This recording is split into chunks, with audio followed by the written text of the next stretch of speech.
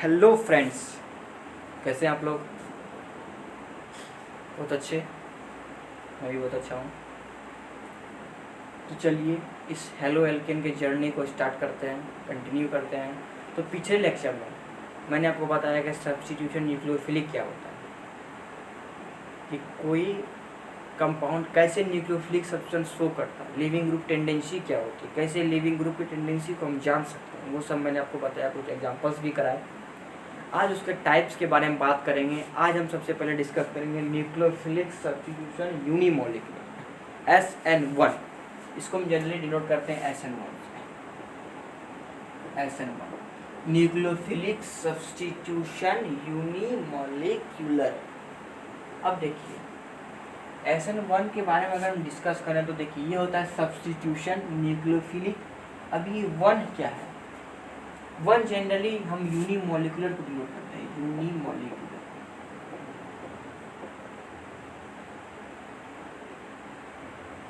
Unimolecular क्योंकि इसका जो रेट डिटरमाइनिंग स्टेप होता है, देखिए रेट डिटरमाइनिंग स्टेप क्या होता है कि कोई भी रिएक्शन, कोई भी कॉम्प्लेक्स रिएक्शन बहुत सारे स्टेप में फॉलो होता है। उसके सेवरल स्टेप होते हैं, उसके सेवरल बाय प्रोडक्ट होते हैं, उसके सेवरल इंटरमीडिएट होते हैं। उसमें से कुछ ऐसा स्टेप जो उसके रेट को डिफाइन करे, स्लोएस्ट स्टेप।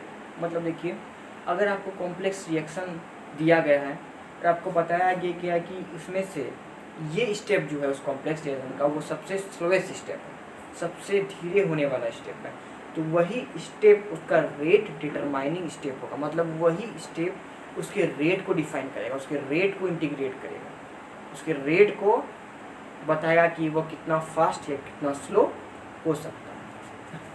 तो ये यूनिमोलिकुलर क्या है, उसके जो रेट डिटरमाइनिंग स्टेप है, रेट डिटरमाइनिंग स्टेप में उसमें वन मॉलिक्यूल ही इन्वॉल्व है। मतलब अगर उसके रेट डिटरमाइनिंग स्टेप में एक मॉलिक्यूल इन्वॉल्व हो तो वो SN1 कहलाता है, न्यूक्लियोफिलिक सब्स्टिट्यूशन 1। और ये फर्स्ट ऑर्डर काइनेटिक्स को शो करता है, फर्स्ट ऑर्डर काइनेटिक्स। अगर आपने केमिकल काइनेटिक्स पढ़ा होगा ना तो मैं आगे भी अपने लेक्चर्स में केमिकल काइनेटिक्स को कवर करूँगा। देखिए केमिकल काइनेटिक्स एक ऐसा ब्रांच है केमिस्ट्री का जो ये बताता है कि कौन रिएक्शन, कोई स्पेसिफिक रिएक्शन कितना फास्ट या कितना स्लो होता है। तो अगर हम इस स्टेप के केमिकल काइनेटिक्स की बात करें तो वो फर्स्ट ऑर्डर काइनेटिक्स को फॉलो करता है। मैं आपको बताऊंगा कि कैसे फर्स्ट ऑर्डर काइनेटिक्स होता है। तो मैं इसमें से एग्जांपल सबसे पहले लेता हूँ। तो हम एल्काइल हैलाइड या और हेलो एल्केन की सीरीज में चल रहे हैं। जनरली ये तो हेलो एल्केन के केमिकल प्रॉपर्टीज़ का एक पार्ट है, लेकिन न्यूक्लियोफिलिक सब्स्टिट्यूशन पूरी ऑर्गेनिक केमिस्ट्री में सबसे ज़्यादा इंपॉर्टेंस रखता है। पूरे organic chemistry, nucleophilic substitution, electrophilic substitution, elimination reaction, addition reaction, आपको सब बताऊंगा। इसलिए इस सीरीज में हम हेलो एल्केन की बात कर रहे हैं, तो इसलिए मैं हम हेलो एल्केन की एग्जांपल लेना चाहूँगा। For example CH3 whole thrice CCl। अगर आप इसमें H2O का अटैक करेंगे, मतलब इसका हाइड्रोलिसिस करेंगे, तो ये जो कंपाउंड बनेगा वो होगा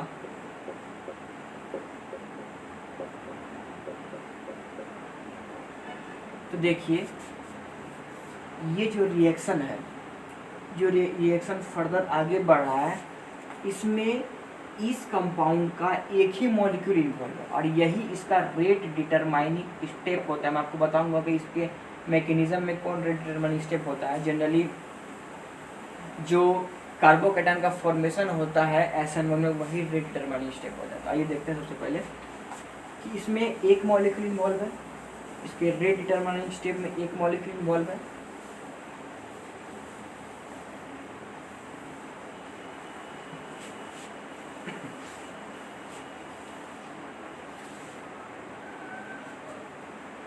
अगर हम इसका हाइड्रोलिसिस करेंगे तो क्या होगा, OH माइनस अंदर जाएगा, Cl माइनस बाहर निकलेगा, H प्लस से मिलकर HCl बना लेगा। तो देखिए यहाँ से OH माइनस अंदर गया Cl माइनस बाहर निकला तो क्या हुआ, न्यूक्लियोफाइल का सब्स्टिट्यूशन हुआ, इसलिए ये रिएक्शन न्यूक्लियोफिलिक सब्स्टिट्यूशन कहलाता है। मैं आगे बताऊंगा आपको कि यूनिमोलिकुलर कैसे होता है, फर्स्ट ऑर्डर काइनेटिक्स कैसे फॉलो करता है, पहले इसको आप नोट करें।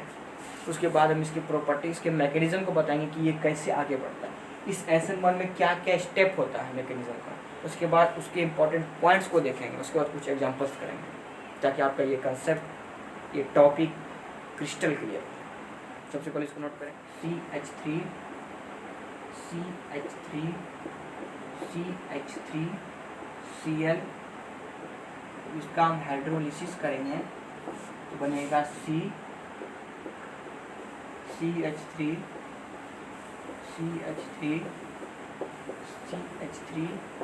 OH plus HCl। जब इसका हम हाइड्रोलिसिस करेंगे इस कंपाउंड का तो ये बनेगा।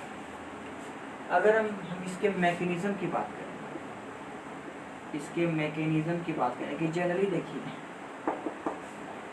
ऑर्गेनिक केमिस्ट्री में जो क्वेश्चन है, मेजॉरिटी ऑफ द क्वेश्चन आपको सिर्फ इस रिएक्शन से बन जाएंगे, इस रिएक्शन अगर आप फॉलो करते हुए जाने बन जाएंगे कि SN1 को किस प्रकार से हमको रिएक्ट कराना है, किस प्रकार से हमको कहाँ पे OH लगाना है, वो सब। लेकिन अगर आपको अच्छे क्वेश्चंस मिले, IT लेवल के क्वेश्चंस या कोई भी इंजीनियरिंग एग्जाम्स के क्वेश्चन अगर आपको मिले तो आपको मैकेनिज्म की जानकारी होना बहुत ज़रूरी है, क्योंकि बिना मैकेनिज्म के आप कोई भी अच्छे क्वेश्चन को सॉल्व नहीं कर सकते। तो जनरली SN1 दो स्टेप को मैकेनिज्म में 2 स्टेप को फॉलो करता है। सबसे पहला जो स्टेप है इसका वो होता है फॉर्मेशन ऑफ कार्बोकैटायन। ये सबसे अच्छा या सबसे हेल्पफुल स्टेप है या सबसे इंफॉर्मेटिव स्टेप है, क्योंकि इसमें कार्बोकैटायन का फॉर्मेशन होता है। स्टेप 1 में हम कहते हैं, स्टेप 1 ये है formation of carbocation, formation of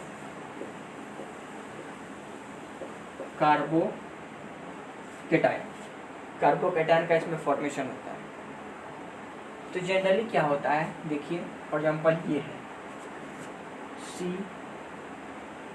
मैं इसको ऐसे लिख देता हूँ CH3, 3 मिथाइल ग्रुप है, CCl, अब ये कन्वर्ट होगा CH3 whole thrice C plus plus Cl minus. और मैं आपको बताना चाहूँगा कि यही इसका रेट डिटरमाइनिंग स्टेप है, यही स्टेप इसके रेट को डिफाइन करेगा, रेट को इंटीग्रेट करेगा कि इसका रेट ऑफ रिएक्शन किस पर डिपेंड करेगा। तो देखिए इसके रेट डिटरमाइनिंग स्टेप में इस कंपाउंड का एक ही मॉलिक्यूल इन्वॉल्व है, इसके रेट डिटरमाइनिंग स्टेप में इस कंपाउंड का, ये पूरा जो कंपाउंड इसका एक ही मॉलिक्यूल इन्वॉल्व है, इसलिए ये कहलाता है न्यूक्लियोफिलिक सब्स्टिट्यूशन यूनिमॉलिक्यूलर, क्योंकि एक ही मॉलिक्यूल इसके रेट डिटरमाइनिंग स्टेप में इन्वॉल्व है। और क्या, कार्बोकैटायन का फॉर्मेशन हो रहा है, यहाँ पे कार्बोकैटायन का फॉर्मेशन हो रहा है। तो आप इससे पता लगा सकते हैं कि जितना स्टेबल कार्बोकैटायन होगा उतना ज़्यादा इसका रेट ऑफ रिएक्शन होगा। हम आगे बात करेंगे कि स्टेबिलिटी ऑफ कार्बोकैटायन को कैसे चेक करना है हमको। स्टेबिलिटी जो रेजोनेंस स्टेबलाइज्ड होता है या 3 डिग्री 2 डिग्री 1 डिग्री बेंजाइल, मैं आपकी सब बात करूँगा। ये जो स्टेप है इसके रेट डिटरमाइनिंग स्टेप में कहलाता है। ये इसका first step of formation of carbocation. Second step जो ये फॉलो करता है वो होता है attack of nucleophile, attack of nucleophile.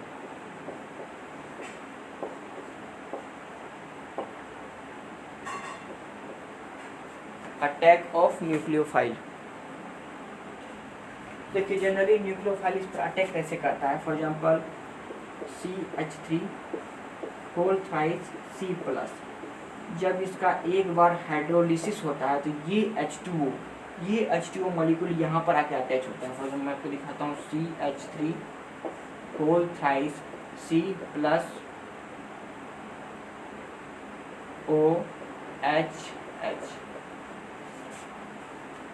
OH, ये फर्दर फिर H2O के साथ कंबाइन करता है। तो ये क्या करता है, यहाँ से ये H2O यहाँ से H प्लस को लेकर हाइड्रोनियम आयन बनाता है। हाइड्रोनियम मतलब H3O प्लस। तो यहाँ से ये H3O प्लस बनाकर यहाँ पर जो कंपाउंड बनाता है वो होता है CH3 होल थ्राइस COH। यहाँ पे देखा आपने अल्कोहल का फॉर्मेशन हुआ, यहाँ पर अल्कोहल का फॉर्मेशन हुआ। तो ये सबसे पहला स्टेप है फॉर्मेशन ऑफ कार्बोकेटाइन। कार्बोकेटाइन का फॉर्मेशन होता है, यही इसका रेट डिटरमाइनिंग स्टेप होता है। उसके बाद न्यूक्लियोफाइल अटैक करता है। न्यूक्लियोफाइल मतलब जैसे यहाँ पे न्यूक्लियोफाइल H2O H++OH- में टूटेगा, यहाँ पे OH- न्यूक्लियोफाइल के रूप में काम करता है और ये रिएक्शन फर्दर डिसोसिएट होके ये 3 डिग्री अल्कोहल का निर्माण करता है, 3 डिग्री अल्कोहल बनाता है। तो ये इसका मैकेनिज्म हो गया। अब बात करते हैं कि रेट डिटरमाइनिंग स्टेप कैसे होता है। देखिए रेट डिटरमाइनिंग स्टेप कहते हैं मतलब देखिए ये रिएक्शन, आपको अगर ये रिएक्शन दिया जाएगा तो आपको पता नहीं चलेगा ये किस पार्ट में कितने स्टेप में हो रहा है। यहाँ मैंने आपको दिखाया कि ये जो रिएक्शन हो रहा है ये 2 स्टेप में हो रहा है, स्टेप 1 स्टेप 2। तो उस स्टेप में से ये दोनों स्टेप में जब से जो सबसे स्लोएस्ट स्टेप होगा, जो सबसे धीरे स्टेप होगा वो उसका रेट डिटरमाइनिंग स्टेप होगा। तो यहाँ पे ये इसका रेट डिटरमाइनिंग स्टेप है। ये बिना एक्सपेरिमेंट आपको पता नहीं चल सकता। ऐसे नहीं कि रिएक्शन के स्टेप को देख के हम पता लगा सकते हैं कि कौन किसका रेट ऑफ कौन किसका रेट डिटरमाइनिंग स्टेप हो, ऐसा नहीं। ये एक्सपेरिमेंट से आता है और ये इंफॉर्मेटिव नॉलेज है। तो ये इसका रेट डिटरमाइनिंग स्टेप है, यही रिएक्शन इसके रेट को डिफाइन करेगा। और यहाँ पे क्या हो रहा है, कार्बोकेटाइन का फॉर्मेशन हो रहा है। इसका मतलब हम ये कह सकते हैं कि जितना ज़्यादा अगर हमको इसके रेट ऑफ रिएक्शन को बढ़ाना है तो यहाँ पे ऐसे मतलब ऐसे कंपाउंड को यहाँ पे लेना पड़ेगा जिसका कार्बोकेटाइन सबसे ज़्यादा स्टेबल होगा। देखिए जितना ज़्यादा कार्बोकेटाइन स्टेबल होगा उतना अच्छा इसका रेट ऑफ रिएक्शन होगा। आगे बात करते हैं, इसको नोट कर लें। वेंट लेते हैं, यहाँ पे हम सॉल्वेंट लेते हैं जनरली। ये सॉल्वेंट लेते हैं polar protic solvent. Polar protic solvent मैं आपको बताता हूँ कि पोलर प्रोटिक सॉल्वेंट क्या होता है, पोलर क्या होता है, प्रोटिक क्या होता है। देखिए सॉल्वेंट पोलर प्रोटिक भी होता है, नॉन पोलर भी होता है, पोलर एप्रोटिक भी होता है। जैसे अगर हम SN2 की बात करें तो वहाँ पर हम पोलर एप्रोटिक सॉल्वेंट यूज करते हैं, यहाँ पर पोलर प्रोटिक सॉल्वेंट यूज करते हैं। तो मैं आपको बताता हूँ कि पोलर प्रोटिक सॉल्वेंट क्यों लेते हैं। सबसे पहले आप इसको नोट करें। अब हम इसके बारे में कुछ इंपॉर्टेंट पॉइंट्स को डिस्कस करेंगे, उसमें से आपका ये भी सॉल्वेंट आ जाएगा, टेंशन लेने की वो बात नहीं है। मैं आपके कुछ इंपॉर्टेंट पॉइंट को डिस्कस करते हैं। सबसे पहला पॉइंट जो आपको लिखने भी है, जो आपको याद आने चाहिए। सबसे पहला पॉइंट है इसके रेट डिटरमाइनिंग स्टेप में एक मॉलिक्यूल इन्वॉल्व हो रहा है।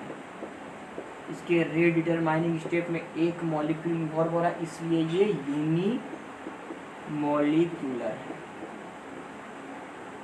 क्योंकि आपने देखा कि स्टेप 1 में जो फॉर्मेशन ऑफ कार्बोकेटाइन हो रहा था वहाँ पे उस कंपाउंड का एक ही मॉलिक्यूल हमने लिया था, क्योंकि वह उस स्टेप में उसका एक ही मॉलिक्यूल पार्टिसिपेट करता है, इसलिए वो उसका रेट डिटरमाइनिंग स्टेप भी था। इसलिए हम कह सकते हैं कि उसके रेट डिटरमाइनिंग स्टेप में एक ही मॉलिक्यूल इन्वॉल्व हुआ, इसलिए ये यूनिमॉलिक्यूलर हुआ।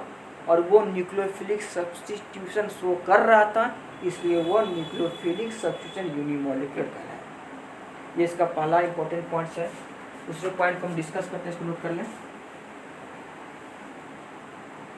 दूसरे पॉइंट को हम डिस्कस करते हैं कि सबसे इम्पोर्टेंट पॉइंट इस रिएक्शन का formation of carbocation.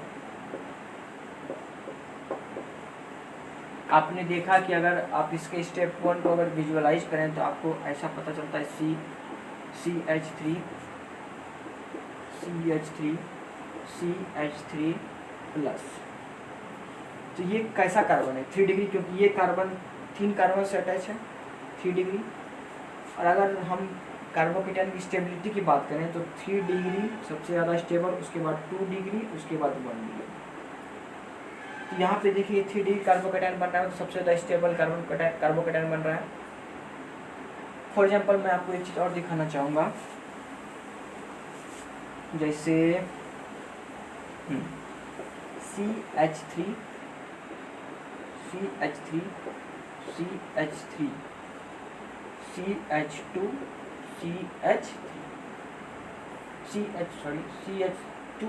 CH2 Cl।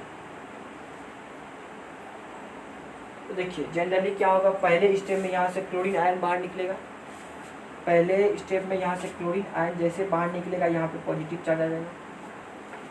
Positive charge आया तो ये क्या हो गया, 1 डिग्री कार्बोकेटायन। पॉजिटिव चार्ज यहाँ आया तो 1 डिग्री कार्बोकेटायन हो गया। अब देखिए 1 डिग्री कार्बोकेटायन सबसे कम स्टेबल होता है, मतलब समझिए इसको आप अनस्टेबल की कैटेगरी में भी रख सकते हैं। 1 डिग्री कार्बोकेटायन सबसे कम स्टेबल आता है, आप उसको अनस्टेबल की कैटेगरी में भी डाल सकते हैं। तो ये देखिए 1 डिग्री कार्बोकेटायन है, तो जनरली इसका प्रिपरेशन नहीं होना चाहिए क्योंकि सबसे ज़्यादा ही अनस्टेबल है। लेकिन क्या होता है यहाँ पे रीअरेंजमेंट होता है। रीअरेंजमेंट मैंने पिछले वीडियो में आपको बताया था, अब मैं आपको आज दिखाऊंगा कि रीअरेंजमेंट होता कैसे। देखिए ये 1 डिग्री है, ये 2 डिग्री है, ये 3 डिग्री। देखिए ये 1 डिग्री कार्बन, ये 2 डिग्री कार्बन, ये 3 डिग्री कार्बन, ये 1 डिग्री, ये 1 डिग्री, ये 1 डिग्री। अगर किसी तरह ये पॉजिटिव चार्ज हम यहाँ ला दें, अगर पॉजिटिव चार्ज यहाँ लाते हैं तो इससे ज़्यादा स्टेबल, यहाँ लाते हैं सबसे ज़्यादा स्टेबल 3 डिग्री कार्बोकेटायन बनेगा। देखिए यहाँ पे क्या होता है, जनरली हम यहाँ पे क्या करें, सबसे पहले पॉजिटिव मैंने आपको कहा था कि कंसेक्यूटिव पेयरिंग में शिफ्टिंग होता है, मतलब अगल बगल शिफ्टिंग होता है। तो देखिए पहले हम क्या करते हैं, यहाँ से अगर हम एक H माइनस, यहाँ से अगर हम H माइनस को निकाल के यहाँ डाल दें, यहाँ से मैंने क्या किया, एक H माइनस को निकाला और यहाँ डाल दिया, तो फाइनली जो प्रोडक्ट बनेगा वो क्या होगा, यहाँ से एक H कम हो जाएगा, इस पर पॉजिटिव चार्ज आएगा क्योंकि H माइनस यहाँ से निकला है, और यहाँ पर H माइनस उठेगा तो ये CH3 बन जाएगा और ये पॉजिटिव चार्ज खत्म हो जाएगा। फिर से आप सोचिए क्या हुआ, हमने जो CH2 था वहाँ से एक H माइनस निकाल के यहाँ अटैच करा दिया, जैसे यहाँ से H माइनस निकला यहाँ पॉजिटिव चार्ज आ गया और यहाँ पे जो पॉजिटिव चार्ज है वो खत्म हो गया। अब देखिए ये 2 डिग्री कार्बोकेटायन बना, उससे ज़्यादा तो स्टेबल हुआ, लेकिन मुझे एक ऑप्शन है कि हम 3 डिग्री भी कार्बोकेटायन इससे बना सकते हैं, तो हम जरूर बनाएंगे। इसको हम कहते हैं रीअरेंजमेंट, इस प्रोसेस को। देखिए रीअरेंजमेंट जनरली H माइनस का होता है, CH3 माइनस का होता है, PH माइनस फिनॉल का होता है, hydride shifting, methyl shifting, phenyl shifting. अब देखिए हम क्या करेंगे, अगर हम यहाँ से CH3 को निकाल कर, फिर से अगर हम यहाँ से CH3 को निकाल कर यहाँ डाल दें, CH3 माइनस को अगर हम यहाँ से CH3 निकालते हैं तो क्या होगा, CH3 यहाँ CH3 को माइनस को निकाला तो यहाँ पॉजिटिव चार्ज आ गया, और यहाँ पे CH3 माइनस जोड़ेंगे तो ये पॉजिटिव चार्ज खत्म हो जाएगा इसका, तो CH यहाँ से CH3 जुड़ जाएगा और CH3। अब ये देखिए क्या हुआ, 3 डिग्री कार्बोकेटायन का फॉर्मेशन हुआ। आपको यहाँ दिख रहा है कि ये कार्बन 3 कार्बन के साथ अटैच है। अब देखिए यहाँ पे क्या हुआ, हमने 1 डिग्री से 2 डिग्री बनाया, 2 डिग्री से 3 डिग्री बनाया। अब जो हम सेकेंड स्टेप देखिए, जैसे आपने देखा सेकेंड स्टेप में कि अगर आपने नोट किया है तो उसको देखिए आप कॉपी में, कि आपने देखा है सेकेंड स्टेप में मैंने आपको बताया कि वो कार्बोकेटायन इन्वॉल्व करता है। सेकेंड स्टेप में कार्बोकेटायन इन्वॉल्व करता है। तो सबसे पहले आपको क्या करना, स्टेप 1 को कंप्लीट करने के बाद अगर रीअरेंजमेंट पॉसिबल है उस कार्बोकेटायन का, तो आपको रीअरेंजमेंट करना है उस कार्बोकेटायन का। अगर वो कार्बोकेटायन रीअरेंज अच्छे से हो जाता है, अपनी स्टेबिलिटी को बढ़ा लेता है, तब जो रीअरेंज्ड कार्बोकेटायन आपको मिलेगा वही स्टेप 2 में इन्वॉल्व होगा। फिर से मैं रिपीट करना चाहूँगा कि जो अपने स्टेप 1 में जो कार्बोकेटायन बना, जो आपने स्टेप 1 में कार्बोकेटायन बनाया, अगर वो रीअरेंज हो सकता है और अपनी स्टेबिलिटी को बढ़ा सकता है, तो आप क्या कीजिए, उस कार्बोकेटायन के स्टेबिलिटी को बढ़ाकर रीअरेंज पहले आप कीजिए, उसके बाद उसको स्टेप 2 में इन्वॉल्व कराइए। ऐसे नहीं, क्योंकि जब भी स्टेप 2 में इन्वॉल्व होगा तो वो अपने आप को रीअरेंज कर ही लेता है। It is called the beauty of chemistry, कि अपने आप को रीअरेंज करके अपनी स्टेबिलिटी को बढ़ा के स्टेप 2 में जाता है। तो अगर आपको स्टेप 1 में मिले तो आप उसको क्या कीजिए, रीअरेंज कीजिए, उसके बाद उसको फर्दर स्टेप 2 को फॉलो कीजिए। और जनरली बहुत सारे स्टूडेंट के मन में कन्फ्यूजन होता है कि मैं आपको चीज़ दिखाता हूँ, उससे आपको पता भी चलेगा। वो सेकेंड पार्ट का ही कुछ आपको चीज़ दिखाना चाहूँगा। जैसे एग्जांपल लेता हूँ मैं, CH3 CH2 Cl और CH3 3CCl। तो पहले स्टेप में क्या होगा, कार्बोकेटाइन का फॉर्मेशन होगा, था इसका कार्बोकेटाइन हम बनाते हैं CH3, CH2 positive, CH3, CH3 whole thrice C। ये 1 डिग्री कार्बोकेटाइन है, ये 3 डिग्री कार्बोकेटाइन है, 1 डिग्री कार्बोकेटाइन 3 डिग्री। अब आप ये सोच रहे होंगे कि ये 3 डिग्री कार्बोकेटाइन है, अगर हम किसी तरह यहाँ तो ये रीअरेंज नहीं होगा, अगर हम इसको रीअरेंज कर दें, अगर हम इसको रीअरेंज करके अगर 3 डिग्री बना दें, अगर रीअरेंज पॉसिबल हो, यहाँ पे जनरली रीअरेंजमेंट पॉसिबल नहीं है, जैसे कोई भी, जैसे पिछले जो मैं एग्जांपल है उसमें 1 डिग्री से 2 डिग्री 2 डिग्री 3 डिग्री में बनाना है, लेकिन जो आपका रेट डिटरमाइनिंग स्टेप होगा, रेट डिटरमाइनिंग स्टेप जो आपका होगा वो डिफाइन होता है फॉर्मेशन ऑफ कार्बोकेटाइन की। तो आपको जब रेट डिफाइन करने की बात हो तो आप बिना अरेंज किए हुए कार्बोकेटाइन का कंपेयर करेंगे। मतलब जो अगर आपको 2 रिएक्शन दिया हुआ रहेगा तो आपको बात करना है कि दोनों में से कौन ज़्यादा होगा, फास्ट होगा, कौन कम होगा, तो आपको क्या करना है, उससे न्यूक्लियोफाइल को निकालना है। वो जो स्पेसी बनेगा उससे न्यूक्लियोफाइल निकालने के बाद जो कार्बोकेटाइन बनेगा बिना अरेंज के, ये याद रखना, बहुत स्टूडेंट बहुत इसमें कंफ्यूज जाते हैं, वो अरेंज करके उसके रेट ऑफ रिएक्शन को डिफाइन करते हैं। नहीं, अरेंज रीअरेंज हो के वो स्टेप 2 को फॉलो करेगा। स्टेप 1 में क्या करेगा, वो जो कार्बोकेटाइन बना है उसके स्टेबिलिटी को हम देख कर बात करेंगे उसके रेट ऑफ रिएक्शन। तो इन दोनों में सबसे ज़्यादा रेट किसका होगा, इसका, क्योंकि 3 डिग्री ज़्यादा स्टेबल होता है कार्बोकेटाइन। अगर वो रीअरेंज पॉसिबल हो कि 3 डिग्री बन गया तो अलग बात है, तो वो स्टेप 2 में वो 3 डिग्री कार्बोकेटाइन इन्वॉल्व करेगा। लेकिन रेट डिटरमाइनिंग स्टेप में जो कार्बोकेटाइन बन रहा है विदाउट रीअरेंजमेंट, याद रखिए, आप कॉपी में लिख भी सकते हैं कि जो कार्बोकेटाइन बनेगा विदाउट रीअरेंज ही हम उसको डिफाइन करना, उसके रेट ऑफ रिएक्शन को डिफाइन करना पड़ेगा। यानी कंफ्यूजन में फिर से आपको रिपीट करना चाहूँगा कि अगर आपको रेट ऑफ रिएक्शन डिफाइन करना है तो आप बिना रीअरेंज किए हुए कार्बोकेटाइन, उससे सबसे पहले रिएक्शन दिया रहेगा उससे आपको न्यूक्लियोफाइल को निकालना है। जैसे न्यूक्लियोफाइल निकाल जाएगा, जो कार्बोकेटाइन बनेगा आपको रीअरेंज नहीं करना, उस कार्बोकेटाइन जब बनेगा उस कार्बोकेटाइन को आप कंपेयर कीजिए। जैसे आप कार्बोकेटाइन को कंपेयर कीजिएगा, दोनों में से कौन स्टेबल है, आप जो ज़्यादा स्टेबल है उसका रेट ऑफ रिएक्शन ज़्यादा होगा। अगर आपको स्टेप 2 को फॉलो करना है, स्टेप 2 को फॉलो करना है तो आप क्या कीजिए, उस कार्बोकेटाइन को रीअरेंज कीजिए, तब जो कार्बोकेटाइन बना उसको रीअरेंज कीजिए, तब स्टेप 2 को फॉलो करते हुए जाइए। कोई कन्फ्यूजन, आप इसको लिख लें। Very good.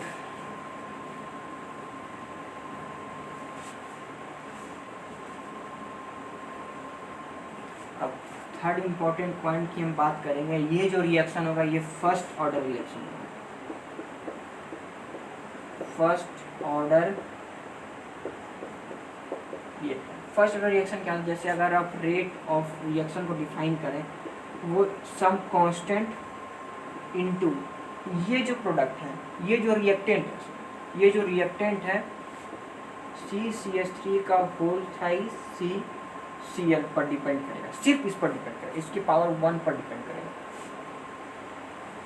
न्यूक्लियोफाइल पर डिपेंड नहीं करता। यहाँ पे जो पोलर प्रोटिक सॉल्वेंट आप जितना ले लीजिए, जितना कम लीजिए, जितना ज़्यादा लीजिए, वो इसके रेट ऑफ रिएक्शन को डिफाइन नहीं करेगा, रेट ऑफ रिएक्शन पे कोई इफेक्ट नहीं करेगा। रेट ऑफ रिएक्शन अफेक्ट करेगा किस पर, रिएक्टेंट की कंसंट्रेशन के पावर पर। तो यहाँ पे 1 के पावर पर डिपेंड करे, इसलिए इसको फर्स्ट ऑर्डर रिएक्शन करते हैं। 2 पर डिपेंड करता है सेकंड ऑर्डर रिएक्शन, 3 पर डिपेंड करता है थर्ड ऑर्डर रिएक्शन। तो ये क्या फॉलो करता है, फर्स्ट ऑर्डर रिएक्शन का, इसको लिख लें।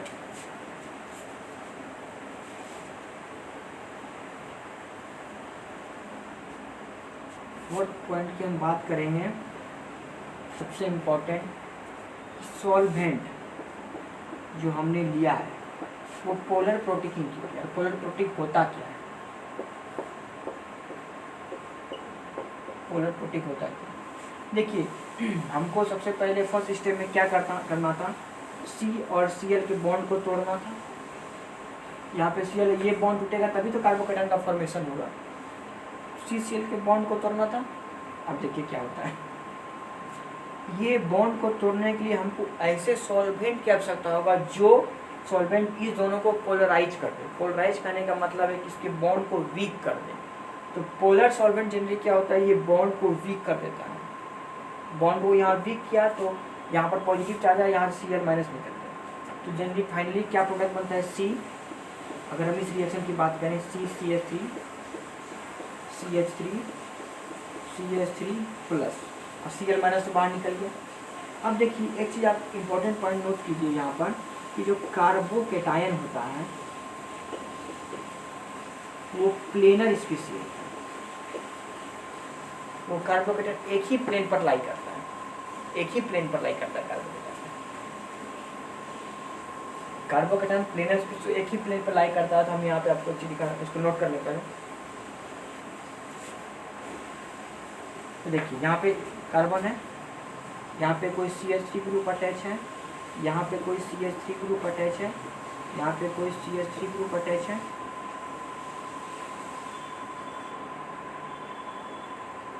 एक ही प्लेन पे लाई करेगा, इस पर पॉजिटिव चार्ज है, इसका मतलब वैकेंट ऑर्बिटल है। तो इसका जो वैकेंट ऑर्बिटल होता है वो इस प्लेन के परपेंडिकुलर है। कि ये एक प्लेन है, दिख रहा है आपको, ये एक प्लेन है। अगर कार्बोकेटायन इस प्लेन पे लाई करा तो उसका जो वैकेंट ऑर्बिटल होगा या तो ऊपर या तो नीचे। इसमें जनरली दो वैकेंट ऑर्बिटल है, या तो एक ऊपर एक नीचे। ये प्लेनर स्पीशीज है, एक वैकेंट ऑर्बिटल इसके परपेंडिकुलर, एक वैकेंट ऑर्बिटल इसके परपेंडिकुलर। तो जो Cl माइनस निकला, जो Cl माइनस निकला, मान लिया कि Cl माइनस यहाँ अटैच हो सकता है, यहाँ भी अटैच हो, Cl माइनस यहाँ अटैच हुआ, यहाँ से निकला, तो क्या करता है, तो OH माइनस यहाँ पर अटैक करेगा तो ही ये अटैक यहाँ पे करेगा तो एल्कोहल बनाएगा। OH माइनस को अटैक यहाँ करना पड़ेगा। तो जनरली क्या होता है, Cl माइनस यहाँ से निकलने के बाद यहीं कहीं घूमता रहता है, किसी के चारों बगल मंडराता रहता है। तो हो सकता है कि Cl माइनस फिर अटैक करते हैं। हम पोलर सॉल्वेंट का यूज करके HCl के बॉन्ड को तोड़ दिए, हो सकता है Cl माइनस फिर इस पर अटैक करे, तो सकता है, जरूरी नहीं कि OH माइनस यहाँ के अटैक करे। Cl माइनस तो इसके आसपास है, हो सकता है ये भी अटैक करे। तो प्रोटीक का यहाँ काम क्या है, ये Cl माइनस को चारों ओर घेर के रखता है। प्रोटीक का यूज इसलिए करते हैं क्योंकि Cl माइनस आयन को चारों बगल घेर के रखता है। जिससे हम वहाँ पे H2O यूज किया है, तो ये क्या करता है, OH H OH H OH H OH H, ये क्या क्या जनरली इस कंपाउंड को घेरे रखा ताकि ये फर्दर इस पर अटैच ना हो सके और OH माइनस आए, इस पर अटैक हो और फाइनली प्रोडक्ट बना। इसलिए हम यूज करते हैं solvent as a polar protic. Polar मतलब CCl के बॉन्ड को तोड़ते हैं, और प्रोटीक क्या होता है कि ये क्लोरीन आयन को चारों बगल घेरे रखता है। अब देखिए कुछ पोलर प्रोटीक सॉल्वेंट की अगर हम बात करें तो जैसे कुछ पोलर प्रोटीक जैसे HOH मतलब H2O, C2H5OH ethanol, CH3OH methanol, CH3COOH carboxylic acid, ये जनरली क्या होता है, पोलर प्रोटीक सॉल्वेंट होता है। इसको आप नोट कर लें। अब इसके बारे में आगे और चर्चा करूँगा कि कार्बोकेटायन का फॉर्मेशन, इसकी नेक्स्ट जो पॉइंट मैं लूँगा इसके बारे में लूँगा, इसलिए आप इसको नोट करें पहले कि सॉल्वेंट पोलर प्रोटीक। अब आपको कन्फ्यूजन क्लियर हो गया कि हम पोलर प्रोटीक सॉल्वेंट क्यों लेते हैं, इसको नोट करें। अब देखिए 5th नंबर पॉइंट, हम इसी को आगे डिस्कस करेंगे। अब हम बात करेंगे स्टीरियोकेमिस्ट्री की।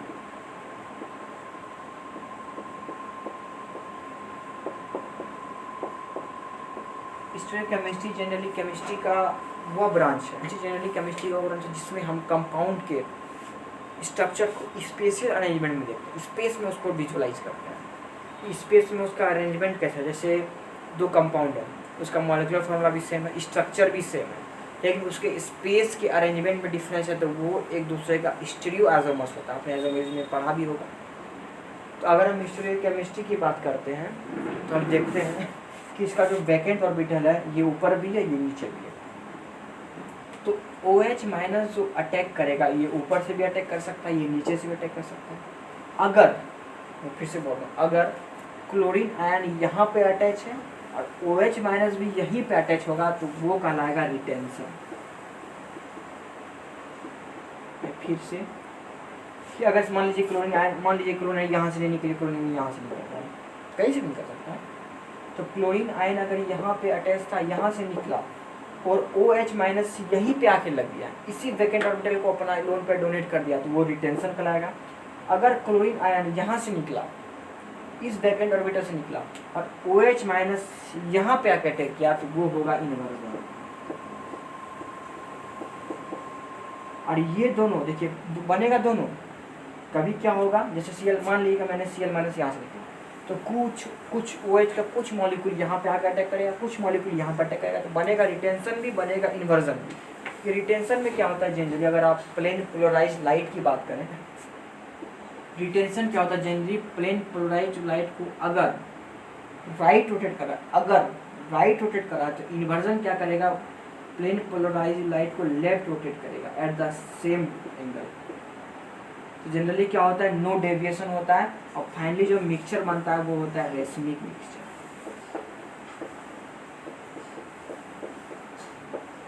रेसमिक मिक्सचर कहने का मतलब है कि जो वैसा मिक्सचर जिसमें रिटेंशन भी हो, उसमें इन्वर्जन भी हो।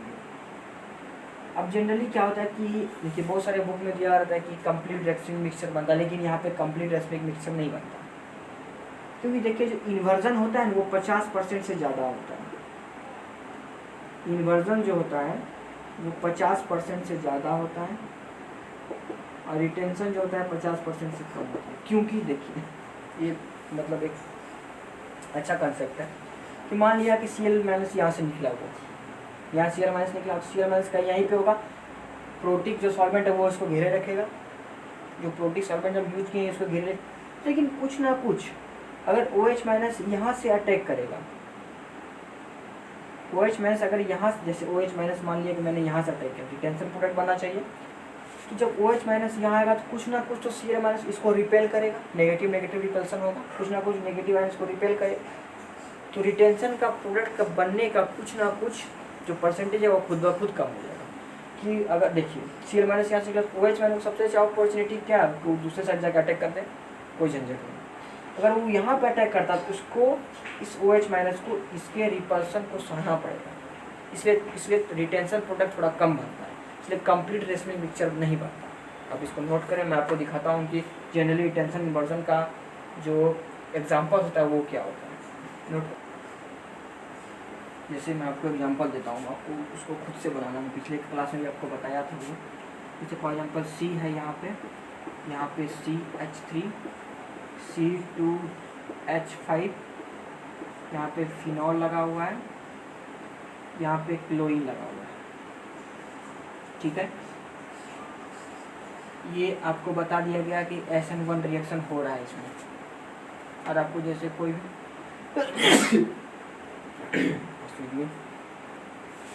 आपको बता दिया कि H2O पोलर प्रोटिक सॉल्वेंट है,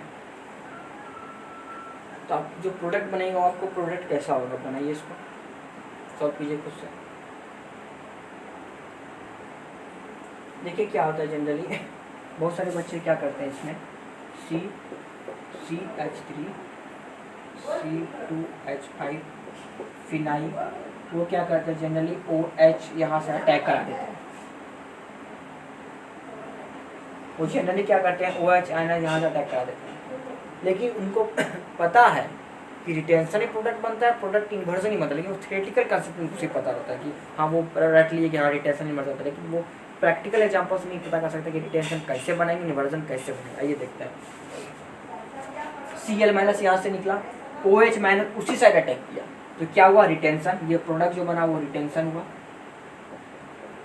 अब क्या होगा, Cl इधर से निकला तो इसके अपोजिट से OH माइनस अटैक करेगा, तो OH माइनस इधर से अटैक करता है, C2H5 इधर आ जाता है, CH3 यहाँ आ जाता है, फिनॉल यहाँ, तो ये जो हुआ इसका इन्वर्जन प्रोडक्ट, दोनों मिलके रेसमिक मिक्सचर का फॉर्मेशन करते हैं। सबसे इम्पोर्टेंट पॉइंट कि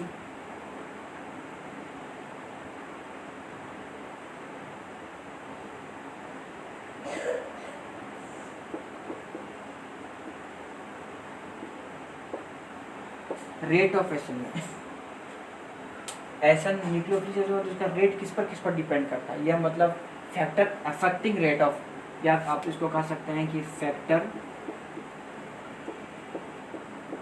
affecting rate of nucleophilic substance किस पर डिपेंड करता है? सबसे पहला जो डिपेंड करेगा वो नेचर ऑफ एल्काइल हैलाइड को डिपेंड करेगा। Nature of alkyl halide, nature of alkyl halide को डिपेंड करेगा। CH3 CH3 CH3 Cl, ये 3 डिग्री एल्काइल हैलाइड, ये CH3 CH2 Cl 2 degree alkyl halide, CH3 Cl 1 degree alkyl halide. सबसे ज़्यादा 2 degree, उसके बाद सबसे ज़्यादा 3 डिग्री, उसके बाद 2 डिग्री, उसके बाद 1 डिग्री। ये नेचर ऑफ एल्काइल हैलाइड पर ये डिपेंड किया है। ज़्यादा 3 डिग्री एल्काइल हैलाइड, उसके बाद 2 डिग्री, उसके बाद 1 डिग्री। उसके बाद हम बात करते हैं, उसके बाद हम जो फैक्टर अफेक्ट करेगा और दूसरे पॉइंट में हम कह सकते हैं कि नेचर ऑफ सॉल्वेंट पर डिपेंड करेगा। नेचर ऑफ सॉल्वेंट पर डिपेंड करेगा। नेचर ऑफ सॉल्वेंट के आप अगर पोलर प्रोटिक सॉल्वेंट ले रहे हैं, अगर आप पोलर प्रोटिक सॉल्वेंट ले रहे हैं तो आपका रेट ऑफ रिएक्शन ज़्यादा होगा, अच्छा होगा, क्योंकि वो क्या करेगा, जनरली वो जो सेकेंड स्टेप में है वो क्या कर रहा है, वहाँ से जो कार्बोकेटायन हो रहा है वो कार्बोकेटायन के चार्ज को डिस्ट्रीब्यूट कर रहा है, डिस्ट्रीब्यूट करके वो क्या कर रहा है, न्यूक्लियोफाइल का अटैक कर रहा है। यहाँ पे जनरली क्या होता है, अगर नेचर ऑफ सॉल्वेंट बढ़ते हैं, जितना अच्छा पोलर प्रोटिक सॉल्वेंट होगा उतना ज़्यादा रेट ऑफ रिएक्शन होगा। ये कारण हुआ जिससे कि इसका रेट ऑफ रिएक्शन अफेक्ट किया है। तो वो टेंडेंसी ऑफ लिविंग ग्रुप को डिपेंड करेगा। टेंडेंसी ऑफ लिविंग ग्रुप, जो जितना अच्छा लिविंग ग्रुप टेंडेंसी को शो करेगा उसका रेट ऑफ रिएक्शन सबसे ज़्यादा है। तो मैंने आपको बताया कि जितना जल्दी ये Cl- इस रिएक्शन से बाहर निकल जाए उतना अच्छा रेट ऑफ रिएक्शन फास्ट हो जाएगा। इसलिए टेंडेंसी ऑफ लिविंग ग्रुप जितना ज़्यादा अच्छा होगा उतना ज़्यादा रेट ऑफ रिएक्शन। ये इसका कुछ ये टॉपिक था, factor affecting rate of SN1, जो डिपेंड करता है कि कौन कौन फैक्टर अफेक्ट कर रहा है SN1 को। अब मैं आपको कुछ एग्जांपल्स बोर्ड पे दूंगा जिसको आपको वीडियो पॉज करके खुद से सॉल्व करना। मैं आपको उसका एक्सप्लेनेशन भी बताऊंगा। पहले आपको पॉज करें वीडियो, फिर खुद से आप इसको सोचिए कैसे। आपको बताना है कि इसमें रेट ऑफ हाइड्रोलिसिस सबसे ज़्यादा हो, इसका मतलब जो सबसे ज़्यादा SN1 रिएक्शन हो, देखिए H2O है, H2O तो मेनली हाइड्रोलिसिस की बात होगी। सबसे अच्छा इसमें SN1 रिएक्शन कौन शो करेगा। वीडियो को पॉज करें और ट्राई करें। 1 2 3 4 5 ट्राई कर लिया। ट्राई जरूर करें, क्वेश्चन को वीडियो को पॉज करके ट्राई जरूर करें, इससे आपको पता चलेगा आप कहाँ तक समझ पा रहे हैं। अगर आप नहीं समझे तो फिर से नोट्स को रिवाइज करें या फिर से लेक्चर को देखें। देखिए चलिए, देखिए ये 3 डिग्री, अगर यहाँ से Cl- निकलेगा 3 डिग्री कार्बोकेटायन बनेगा। ये Cl- निकलेगा, यहाँ पर पॉजिटिव चार्ज आएगा, ये Cl- यहाँ पर पॉजिटिव चार्ज आएगा, ये Cl- निकलेगा, यहाँ पर यानी देखिए क्या होता है, 3 डिग्री कार्बोकेटायन सबसे ज़्यादा स्टेबल होता है। 3 डिग्री कार्बोकेटायन सबसे ज़्यादा स्टेबल होता है तब जब कोई ऐसा ग्रुप ना आए, ऐसा ग्रुप आ जाएगा जो CH2 के साथ CH3 लगा है। देखिए यहाँ पर भी CH2 Cl है, यहाँ पर भी CH2, लेकिन इसके साथ एक CH3 और लगा हुआ है। तो जब तक ये ना रहे तब तक 3 डिग्री हमेशा रहेगा। ये फॉर्मेशन ऑफ या स्टेबिलिटी ऑफ कार्बोकेटायन को डिसाइड करता है। यहाँ पर कुछ आपको जनरली कार्बोकेटायन के स्टेबिलिटी को चेक करना है। 3 डिग्री सबसे ज़्यादा स्टेबल होता है जब तक ये नहीं, अगर जैसे ही आपको दिखेगा ये आ गया CH3 CH2 Cl, आपको पता चलेगा कि ये सबसे ज़्यादा होगा, उसके बाद ये और उसके बाद ये, इसके बाद डायरेक्ट ये। क्योंकि देखिए ये क्या है, इलेक्ट्रॉन विथड्रॉइंग ग्रुप है, ये इलेक्ट्रॉन डोनेटिंग ग्रुप है। यहाँ पे पॉजिटिव चार्ज आया, ये क्या करेगा, अपना इलेक्ट्रॉन इसको डोनेट करके इसकी स्टेबिलिटी को घटा देगा। ये अपना इलेक्ट्रॉन इसको डोनेट करके इसकी स्टेबिलिटी को बढ़ा देगा, इसकी स्टेबिलिटी को बढ़ा देगा। और यहाँ पे क्या कर रहा है, कोई इलेक्ट्रॉन कोई डोनेटिंग ग्रुप नहीं है, ये ठीक है। सबसे ज़्यादा स्टेबल ये होगा, अपने स्टेबिलिटी को बढ़ाया C, इसके बाद B 3 डिग्री कार्बोकेटायन का A। और ये देखिए क्या है, पॉजिटिव चार्ज सिग्मा पाई, ये रेजोनेंस स्टेबलाइज है, रेजोनेंस स्टेबलाइज्ड, ये भी स्टेबलाइज है। या आप ये मत सोचिए कि ये 2 डिग्री है। आपको देखिए कि यह जब लोन पेयर, जैसे आप कंजुगेशन है पॉजिटिव सिग्मा पाई, कंजुगेशन तो रेजोनेंस स्टेट है, कभी ये पॉजिटिव चार्ज यहाँ आ जाएगा, ये लोन पे ये पाई बॉन्ड यहाँ चला जाएगा तो रेजोनेंस बनेगा, उसके बाद ये इसका रेट होगा, रेट ऑफ हाइड्रोलिसिस। देखिए आपके सामने दो एग्जांपल है, एग्जांपल 1 एग्जांपल 2, आप इसको खुद से सॉल्व कीजिए कि ये जब SN1 होगा तो ये क्या प्रोडक्ट बनेगा इसका, इसका जब SN1 रिएक्शन होगा तो क्या प्रोडक्ट बनेगा। वीडियो को पॉज करें, खुद से सॉल्व करें। 1 2 3 4 5 सॉल्व कर लिया, अच्छे सॉल्व करें। अब मैं आपको बताता हूँ, सबसे पहले आप यहाँ देखें, यहाँ पे कायरल कार्बन है, कायरल कार्बन करने का मतलब इसका चारों वैलेंसी अलग अलग कंपाउंड द्वारा सेटिस्फाई है या एटम द्वारा सेटिस्फाई। ठीक है, फिनॉल है अलग, CH3 अलग, H अलग, Cl अलग। SN1 रिएक्शन शो कर रहा था, मैंने आपको बताया था कि जब कायरल कार्बन तो प्रोडक्ट रिटेंशन भी होता है, प्रोडक्ट इन्वर्जन भी होता है। आइए इसका रिटेंशन इन्वर्जन दोनों प्रोडक्ट बनाते हैं। तो अगर ये प्रोडक्ट अगर रिटेंशन बनाना है तो हमको तो OH आयन इधर ही अटैच करना। मान लिया कि यहाँ पे H2O है, यहाँ पे as a solvent H2O, OH इधर अटैच हुआ, CH3 यहाँ अटैच हुआ, फिनाइल यहाँ अटैच हुआ और H यहाँ, ये इसका रिटेंशन प्रोडक्ट बनेगा, रिटेंशन। प्लस जो प्रोडक्ट बनेगा इसका इन्वर्जन प्रोडक्ट भी बनेगा, ये OH इधर भी अटैच हो जाएगा, ये CH3 यहाँ अटैच हो जाएगा, फिनाइल यहाँ अटैच हो जाएगा, H यहाँ, ये जो प्रोडक्ट होगा ये इसका इन्वर्जन। फाइनली जो होगा रेशमिक मिक्सचर बनेगा। आपने भी बनाया था, वेरी गुड। अब देखिए क्या होगा, यहाँ पे देखिए, यहाँ पे आपको रीअरेंजमेंट का पता चलेगा कि रीअरेंजमेंट हम कैसे करें। यहाँ पे आपको रीअरेंजमेंट करना है, जैसे अब Br माइनस यहाँ से निकालते हैं, यहाँ पे पॉजिटिव चार्ज आएगा, क्या बनेगा finally CD3 CH PH CH2 plus. अब देखिए क्या हो रहा है, ये 2 डिग्री कार्बोकेटाइन, अगर यहाँ से हम H माइनस को निकाल दें, देखिए प्रोडक्ट हम बना रहे हैं तो प्रोडक्ट बना करने के लिए स्टेप 2 को भी फॉलो करना पड़ेगा। स्टेप 2 जैसे फॉलो होगा तो ऐसे क्या होगा, ये अपने आप को अरेंज कर लेगा, रीअरेंज कर लेगा, रीअरेंज होता है ऑफ कार्बोकेटाइन। इसका टॉपिक का नाम है रीअरेंजमेंट ऑफ कार्बोकेटाइन। यहाँ से क्या होगा, हम यहाँ से H माइनस निकाल के यहाँ डाल दें तो कोई दिक्कत नहीं, जिसको हम कहेंगे 1,2 हाइड्राइड 15, 1,2 हाइड्राइड 15।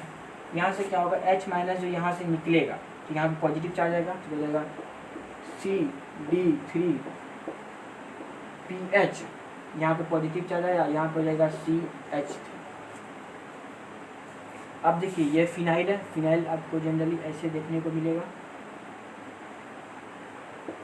यहाँ पर भी एक कार्बन होता है, यहाँ पर भी कार्बन, मतलब ये 3 डिग्री कार्बोकेटाइन बना, सबसे ज़्यादा स्टेबल। आप क्या कीजिए, अब इसका आप प्रोडक्ट बनाइए, यहाँ मान लीजिए H2O लगा हुआ तो CD3C, कोई फिनाइल ग्रुप अटैच है CH3, यहाँ पे क्या है आप OH अटैच कर दीजिए, ये इसका प्रोडक्ट हो गया। नोट कर लें आप, वेरी गुड।